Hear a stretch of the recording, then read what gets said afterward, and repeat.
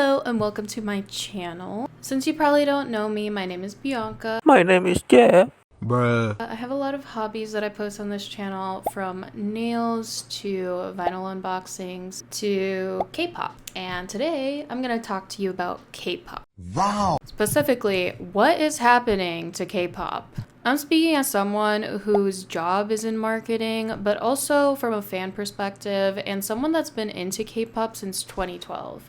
I've been through all the trends, all the albums, all the nitty-gritties from the 2012s to the 2026. For better or worse, there have been changes, specifically in albums coming out. And just as a disclaimer, whatever artist I mention, I'm also referring, or mainly referring to, their company, because the company is the one that makes the albums, that does all the decisions typically. And the artists that I do mention are just artists that I'm also into, so no disrespect. So let's get into it. Wait a minute! Your favorite group has a comeback, and as a collector or as a fan, you want to support them and you look to see what albums they have released. You want to pre-order everything or at least one thing. And then you find out that there's a deluxe version, there are members' faces in different versions, there's a group version, there's an extra version, and then there's 2 vinyl versions, even a cassette version, because why not? And nowadays they're also doing NFTs. Bruh. If you don't know what that is, it's a scannable QR code or little card that you have to download an app for, especially for SM. And this app has a 1 point something star rating. Oh, and then later, maybe there's going to be a special release version. Yeah, which one are you going to buy? Just one or all of them? And if you're a fan or collector of multiple groups, at this point, you're just working to pay off your pay-in-4 loans, and you keep accumulating them month to month to month because there's comebacks every month. I'm specifically talking about K-pop for this. I haven't seen this in Western artists yet. That's a big yet. The only thing or caveat I could think of a Western artist is when a song gets popular off their main album and so they release a single vinyl version of it. Sometimes it's out for a limited time, or there's multiple versions of a vinyl. I mainly see it in vinyls. There's different splatter colors and all this jazz. There's limited versions. There's collabs with Spotify versus Target. But Western artists typically don't have members in their group, so it's just one person, one person's face. They don't have photo books. It's usually just a CD. And I guess because they know Gen Z is loving these vinyls and cassettes, they started making more of those. And the other closest number I could get to is Melanie Martinez's Hades album. I believe there's around 6 to 7 vinyl versions of that, including a cassette, including different renditions or bundle sets that you could buy, and there's pins. So I don't know what her team is doing. I don't know where that idea came from, but it seems very K-pop themed. Even this feels tame compared to K-pop, because K-pop says, let's take it further a notch. We all know BTS is having a comeback this month. It's March. They're having a comeback pretty soon, if not already by the time this video is uploaded. I am an ARMY, so I've collected BTS stuff since they came out, and I've seen them evolve and progress and kind of follow this trend of coming out with tons of albums. And this release kind of takes the cake. It's kind of the whole reason I made this video, or was prompted to make it, because I was just looking and scrolling through all the different versions of their new Arirang album. Not only are there, I counted 10 different vinyls, there's 7 individual vinyls for this album. Then there's 2 deluxe versions, a black and white one and then a colored version. There's a group version as well. There's also Living Legends version or photo book of this album, 2 different versions of that. I'm not sure about the regular albums. I believe there's 2 or 3 versions. It's insane. I don't know if there's a cassette yet for this, but there's also a regular CD version for their single Swim already coming out. And if I'm not mistaken, there might be a vinyl version for their single Swim coming out too. Not single as in they're releasing this as a single as in it's gonna already be on the album you're buying, but a single because they think it's gonna be popular, I guess, and they know ARMY's gonna buy. Like me. So maybe I'm part of the problem, but come on. Stop taking my money. And from a marketing perspective, I get it. But from a fan perspective, I'm tired. And I can't even keep track of all the different versions that are coming out. But here's the thing. This didn't just happen overnight. K-pop has always experimented with different versions. For example, Girls' Generation, I Got a Boy. This release right here, when this came out, all the members had a different version, and then this is the group version for it. They have different colors, but it's the same songs in each album. So I'm not sure if SM started this trend, but a lot of artists from SM did start it, from what I noticed. Then you have EXO, also from SM. If you were around during EXO's peak era, Ururong, the Growl era, you know. They had member-specific covers. They had Korean and Chinese versions of all their albums. Repackaged albums as well, holding the same songs, maybe 1 or 2 added songs. They really laid the groundwork for what you see now. EXO at the time had 12 members. Some of them departed by the time, but there's albums like this one that they released, which had a cover for each member. And they tempted you to buy it because if you combine all of these CDs in a square, you'll get a picture. I don't know when you'll ever do that, but as a collector, that sounds interesting. So you're like, oh my god, I have all the CDs to make a picture of a whale floating in space. It's great. Or you could just get your favorite. If you have a bias and you only get bias stuff, then it's good for you. But something feels different. Back then it felt collectible. Now it's a bit excessive. And what's even crazier to me is that the industry is evolving from physical to beyond physical. We're now seeing K-pop companies experiment with NFTs, downloading the app that I mentioned, just downloading onto your phone entirely. So it's not really, if something were to happen to your phone, it would be gone. Sometimes they take you to a website. If that website ever is not there anymore, sucks for you. But you still paid to have this album. What happens if you don't have it anymore? Well, tough luck because you bought the NFT version. But the NFT version, you might ask, why would you buy these versions? Well, because SM, again, they come in plushies. So if you really like plushies or mascots or any of these cute little things, they give it a lot of space for creativity. They come out with these unique little charms or plushies or light sticks. Now, I think P1 Harmony has a light stick version of each of their members coming out, but I do believe that has a small CD included. This, however, is just an NFT, which I have to scan and then download onto my phone. So basically, I just paid for a plushie. This is Shiny's Poet, and this is Jonghyun's version. Something else that is creative. This is Key's 3rd mini album. This does have a CD, to my surprise. It's a mini one. They still made it unique and creative, and it's a glass. It's a wine glass, not real glass. But let's be honest, how many of us actually play the CDs that come with these albums? Huh? Exactly.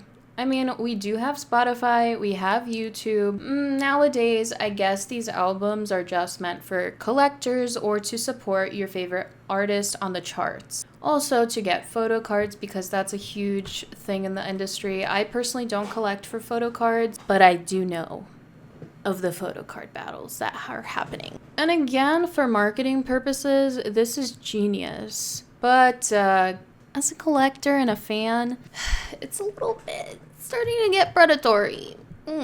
Like, are we being supportive fans or are we being strategically drained? And there are a few sides to this, give or take some things. K-pop has always been about the experience, not just the music. From different visuals, different concepts, the storytelling, the collectibles. They have summer packages, winter packages, season greetings. They have fan memberships, a ton of stuff. You basically live for your idol. And, it does feel like you're a part of something, especially when some people have fan wars online, but there's also positives to it.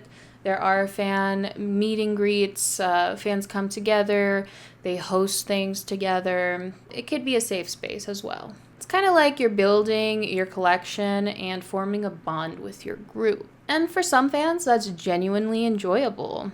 No judgment. But on the other hand, it feels like a line has been crossed.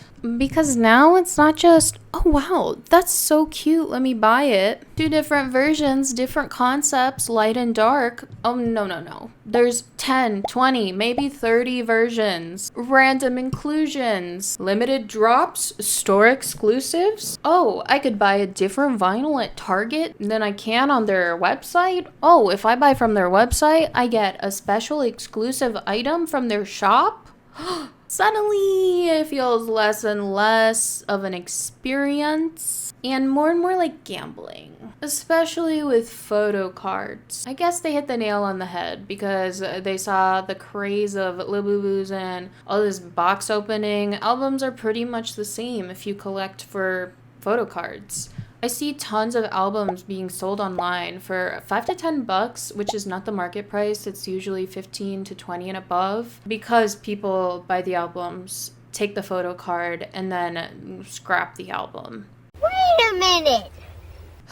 A shame. And let's be real, photo cards have turned albums in the K-pop system into a lottery business. You don't know who you're gonna get, you get another one, you get more, then you finally get it from someone on Mercari or eBay. And then there's pressure that comes in. Because now it's just not, oh, how are you supporting your favorite group? It's how much are you supporting your favorite group? I know some fans feel pressure for signing up for fan events, buying all their stuff, or helping their artists reach the top charts, streaming, all this stuff. It can be competitive. And of course, that being said, it does take away from the actual joy of it. I kind of want to compare K-pop to Western artists because K-pop is very unique in this aspect. Now you might come to me and say, but Miss Unicorn, there's Western artists that also do this. To some degree, I will agree.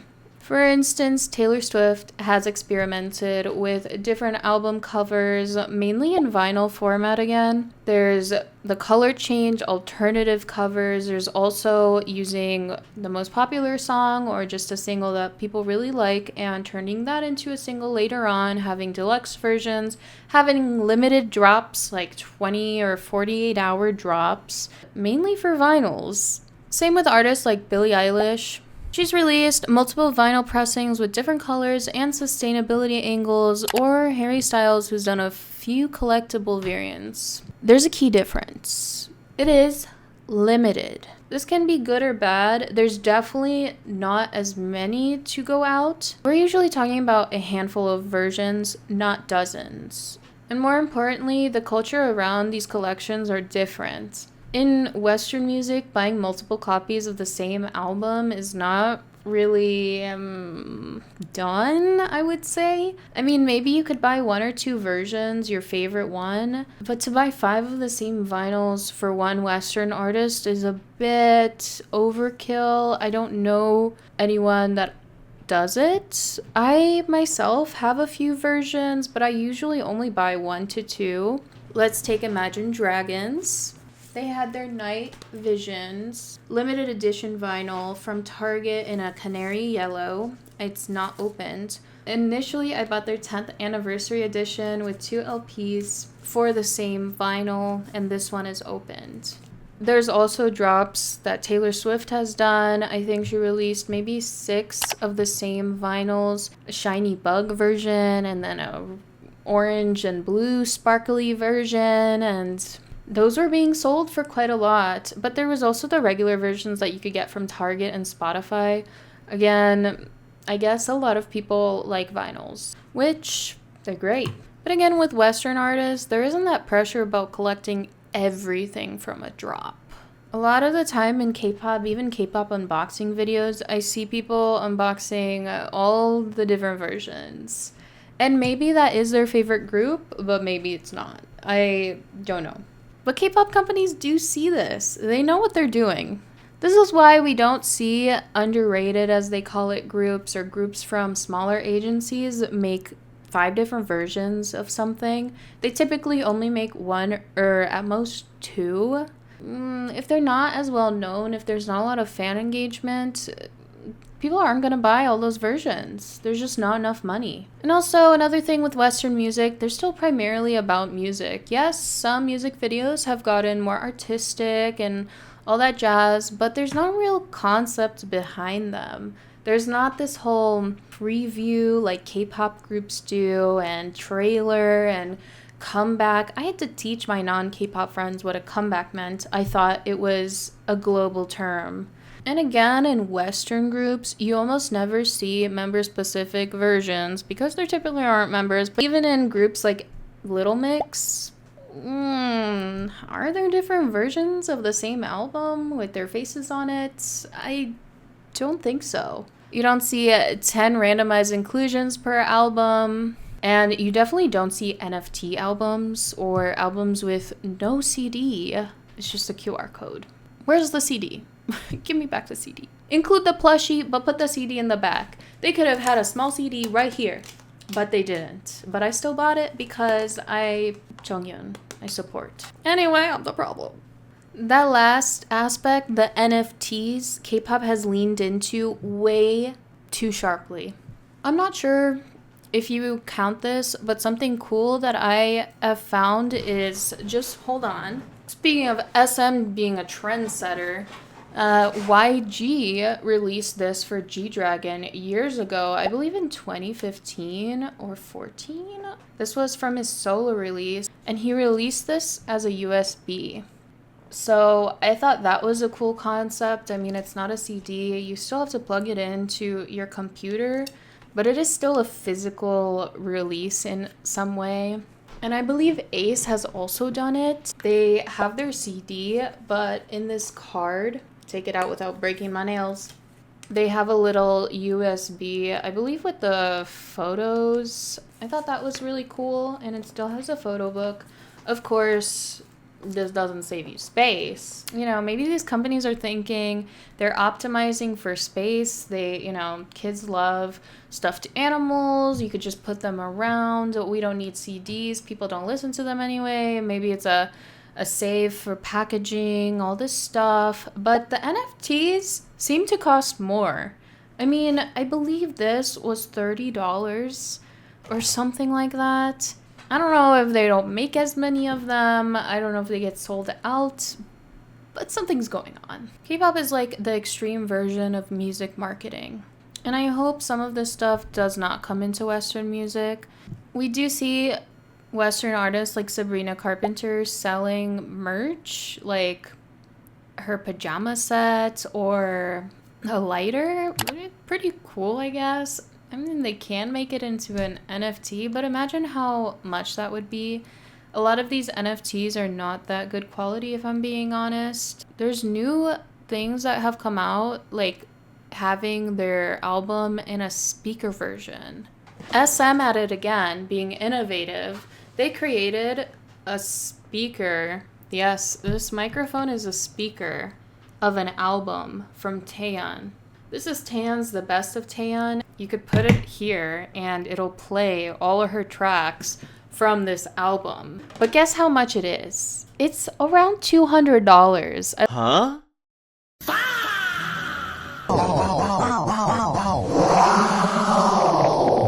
But it is cool. That's why I got it. It's unique. At what point is it too much? Is it not fan engagement and fan exploitation? I guess at what point do fans just opt out?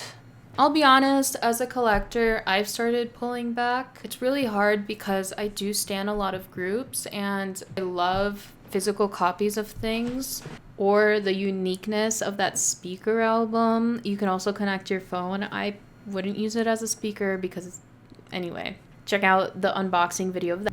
Also, have you noticed that a ton of vinyls from K-pop are super expensive? I don't understand. XG is considered a global group.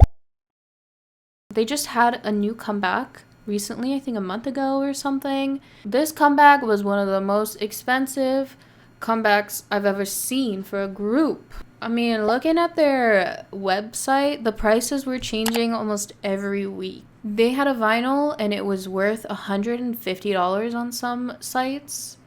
I just gagged. How? How's a vinyl $150? Huh? It's not limited edition or anything. And let me show you this vinyl because I did buy it. I did buy it for cheaper. I don't know how much it's going for now, but I do know that some sites did have you pay that much. And also, they're plain CDs, not even in jewel cases. It's just sleeves of paper, are going for $30. I'm sorry, am I paying for someone's hobbies? Simon? Who put these prices? Tell me which one you think is worth $100. This is XG's vinyl for their new release, The Core. It is thick. I haven't opened all of it, but I'll show you the contents laid out here. But it is flimsy. It's paper or cardboard, whatever you want to call it. Versus this Queen set. This, when it came out, I think I paid less than 100 or maybe 110. I'll put the actual price up here if I'm not remembering it correctly. This comes in a thick box and it also comes with a ton of inclusions. It has 3 CDs and a DVD set of a documentary. All of these freebies, yeah, just a ton of things. I'm not gonna open it right now, but you get the sitch. It's just a lot. It is a lot. And it makes you wonder, is it worth it? I bought a vinyl from a Western artist and I couldn't believe it was only $18. I was like, oh, yes, vinyls are just plastic and cardboard. But anyway, it's hard to collect everything nowadays, and it's not because I don't love the artists, because it's becoming so overwhelming, expensive, and honestly, a little exhausting. I don't have space for everything. I also have a life to live. Maybe after this release, BTS is going to release even more stuff. It's just a lot. And I know you don't have to buy everything. There might be some people out there that just buy one thing and know how to control themselves. I mean, what is the point, truly, of making all these different versions? They must know that people will buy them. Otherwise, they wouldn't spend the effort in making them. I am really curious, what do you guys think? Do you guys still buy multiple versions of the same album? Do you do it for Western artists as well as K-pop artists? Do you collect everything or just pick your favorites? Do you even care about physical media or do you like NFTs and QR codes? You think that's the next move to the physical CDs? Let's talk about it in the comments. I'll answer any and every question that comes my way. And if you've made it this far, thank you so much for watching. I hope to make more of these little videos. A little spill sesh Saturday. Sesh Saturday is all everyone needs. All everyone is everything anyone needs. Is all everything is. Bruh. Spill Sesh Saturday might be here to stay, so maybe I'll see you next time in the next triple S. Yeah, that'll work, right? Don't forget to like and subscribe. Check out my shorts. If you want more album unboxings, I guess I'm the sucker that buys all the versions.